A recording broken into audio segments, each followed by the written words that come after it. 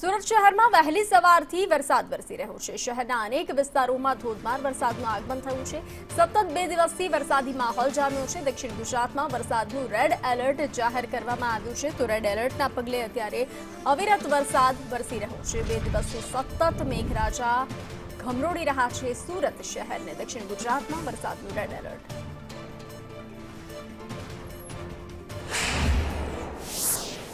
ગુજરાતમાં હવામાન વિભાગ તરફથી રેડ એલર્ટ જાહેર કર્યું છે। તેના પગલે સુરત શહેરના અનેક વિસ્તારોમાં વહેલી સવારથી જ વરસાદ શરૂ થયો છે। અત્યારે આપણે અઠવા લાઇન્સ વિસ્તારની અંદર ઉપસ્થિત છે। જોઈ શકાય છે કે અત્યારે ફરીથી વરસાદ શરૂ થયો છે। કાળા ડિબાંગ છાયા વાતાવરણ વચ્ચે અત્યારે વરસાદની ઇનિંગ છે તે શરૂ થઈ ગઈ છે। જે પ્રમાણે છેલ્લા 3 દિવસથી સુરત શહેરમાં ધોધમાર વરસાદ વરસી રહ્યો છે। વાતાવરણમાં ઠંડક પણ પસરી છે અને કેટલી જગ્યા પર પાણી ભરાવાની સમસ્યા પણ સર્જાઈ છે। જે રીતના વરસાદની શરૂઆત થઈ છે, મહાનગરપાલિકાના તંત્રની પોલ પણ ખુલી ગઈ છે, પરંતુ જે રીતના સુરત શહેરની વાત કરીએ તો દક્ષિણ ગુજરાતમાં ફરીથી આજે રેડ એલર્ટ જાહેર કરવામાં આવ્યું છે અને તેના પગલે શહેરના અનેક વિસ્તારોમાં અત્યારે વરસાદ વરસી રહ્યો છે। ખાસ કરીને વાત કરીએ તો અરાજન, રાંદેર, વેજોડ, કતારગામ અને ડુમ્મસ અને ઉધના જેવા વિસ્તારોમાં અત્યારે ધોધમાર વરસાદ વરસી રહ્યો છે।